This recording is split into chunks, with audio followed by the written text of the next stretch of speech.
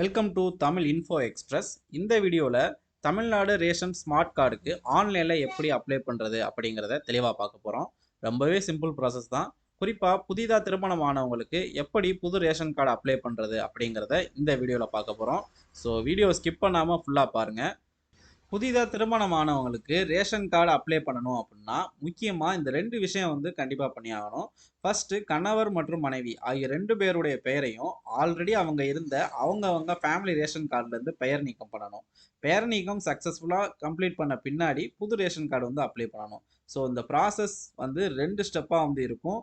உங்களுக்கு புரிஞ்சிருக்கும்னு நினைக்கிறேன். ஃபர்ஸ்ட் ஸ்டெப் பார்த்தீங்கன்னா ரேஷன் கார்டில் இருந்து பெயர் நீக்கம் செய்யணும். இண்டிவிஜுவலாக கணவர் மற்றும் மனைவி ரெண்டு பேருடைய பெயரையும் அவங்க ஃபேமிலி ரேஷன் கார்டிலேருந்து பெயர் நீக்கம் பண்ணணும். செகண்ட் ஸ்டெப் பார்த்தீங்கன்னா கணவர் மற்றும் மனைவி பார்த்தீங்கன்னா புது ரேஷன் கார்டுக்கு அப்ளை பண்ணணும். நாம் இந்த வீடியோவில் ஃபஸ்ட்டு ஸ்டெப்பான பெயர் நீக்கம் எப்படி பண்ணுறது அப்படிங்கிறத பார்ப்போம். ஸோ வாங்க இப்போ வீடியோக்குள்ளே போகலாம். இதுக்கு நீங்கள் மொபைல் அல்லது லேப்டாப் யூஸ் பண்ணி விண்ணப்பிக்கலாம். மொபைலில் விண்ணப்பிக்கிறவங்க அப்ளை பண்ணுறதுக்கு முன்னால் கூகுள் க்ரோம் ஓப்பன் பண்ணிவிட்டு ரைட் சைட் டாப்பில் 3 டாட் இருக்கும், அதை கிளிக் பண்ணிவிட்டு டெஸ்க்டாப் சைட் அப்படின்னு ஒரு ஆப்ஷன் இருக்கும், அந்த ஆப்ஷனை எனேபிள் பண்ணி வச்சுக்கோங்க.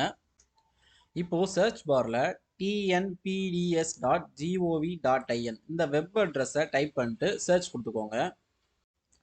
இப்போது நீங்கள் இந்த பேஜ் வந்துடுவீங்க. இந்த பேஜ் தான் பார்த்தீங்கன்னா தமிழ்நாடு அரசனுடைய உணவுப் பொருள் வழங்கல் மற்றும் நுகர்வோர் பாதுகாப்புத்துறையுடைய ஒரு அஃபீஷியல் வெப்சைட். இந்த பேஜில் எல்லா டீட்டெயில்ஸும் தமிழ்லேயே கொடுத்துருப்பாங்க. உங்களுக்கு இங்கிலீஷில் தகவல் வேணும் அப்படின்னா இந்த பேஜ்லேயே ரைட் சைட் டாப்பில் இங்கிலீஷ் அப்படின்னு ஒரு ஆப்ஷன் கொடுத்துருப்பாங்க. அந்த ஆப்ஷனை கிளிக் பண்ணிங்க அப்படின்னா இந்த பேஜ் ஃபுல்லாக இங்கிலீஷில் மாறிடும். ஸோ இங்கிலீஷ் தேவைப்படுறவங்க அந்த மாதிரி பண்ணிக்கோங்க. இப்போது இந்த பேஜில் நம்ம ரேஷன் கார்டிலேருந்து பெயர் நீக்கம் பண்ணணும் அப்படின்னா கீழே ஸ்க்ரால் பண்ணிட்டு வந்தீங்கன்னா ரைட் சைடில் மின்னணு அட்டை தொடர்பான சேவைகள் அப்படின்னு ஒரு ஆப்ஷன் கொடுத்துருப்பாங்க. அதில் ஃபோர்த்தாக பார்த்தீங்கன்னா குடும்ப உறுப்பினரை நீக்க அப்படின்னு ஒரு ஆப்ஷன் கொடுத்துருப்பாங்க. இப்போ இந்த ஆப்ஷனை கிளிக் பண்ணிக்கோங்க. இப்போது இந்த பேஜ் வந்துடுவீங்க.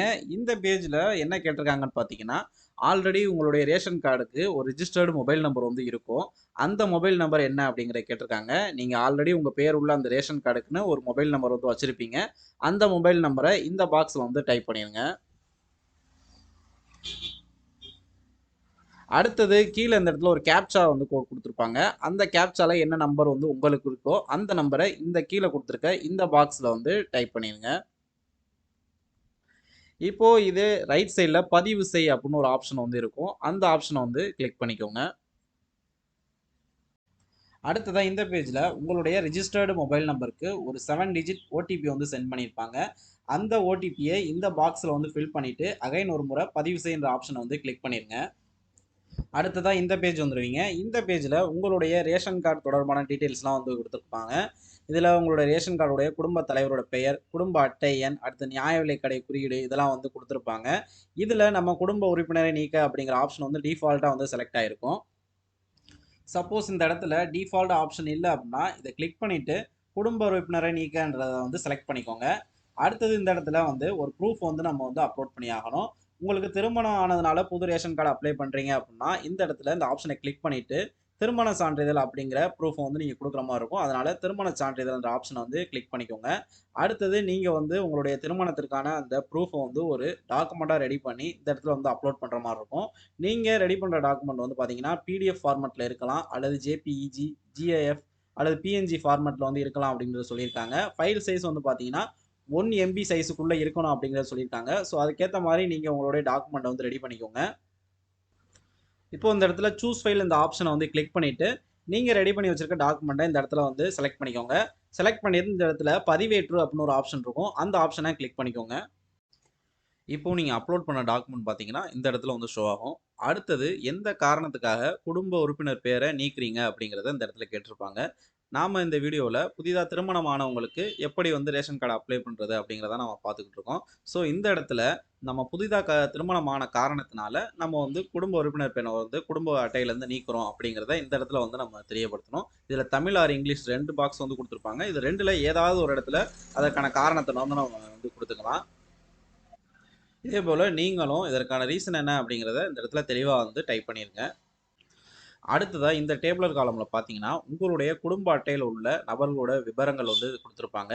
இதில் நீங்கள் யாருடைய பேரை நீக்க விரும்புகிறீங்களோ அவங்களுடைய பேருக்கு நேராக லாஸ்ட்டாக பார்த்தீங்கன்னா ஒரு செக் பாக்ஸ் வந்து கொடுத்துருப்பாங்க.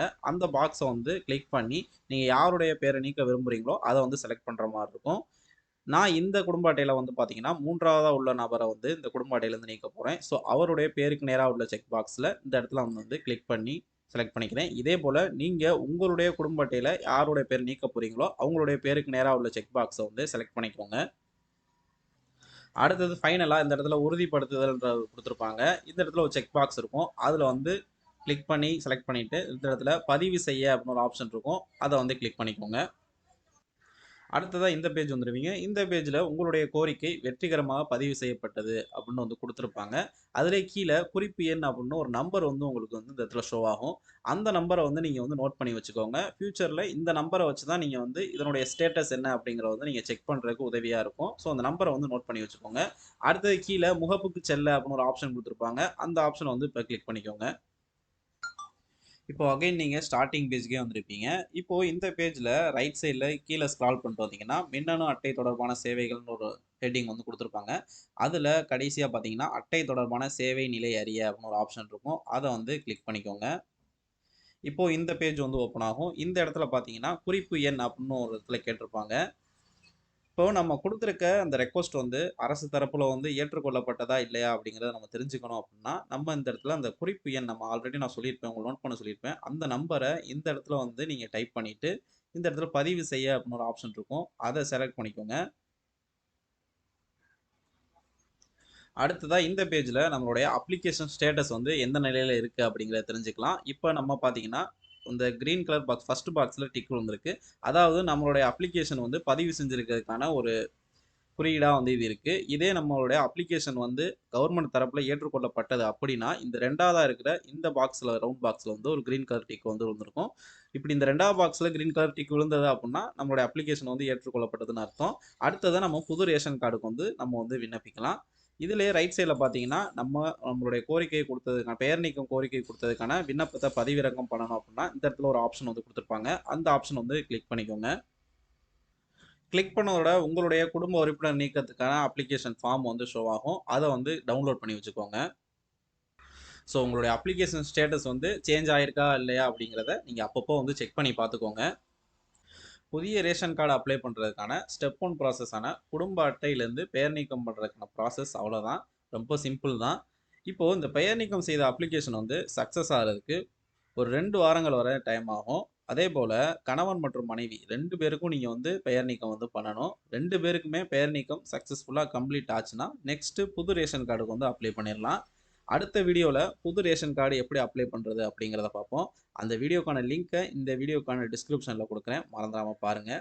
இந்த வீடியோ வந்து உங்களுக்கு உதவிகரமாக இருந்தது அப்படின்னா இந்த வீடியோவை லைக் பண்ணுங்கள். உங்கள் நண்பர்களுக்கு உபயோகமாக இருக்கும் அப்படின்னா அவங்களுக்கு இந்த வீடியோவை ஷேர் பண்ணுங்கள். மறந்துடாமல் நம்ம சேனல் தமிழ் இன்ஃபோ எக்ஸ்பிரஸை சப்ஸ்கிரைப் பண்ணி வச்சுக்கோங்க. நன்றி.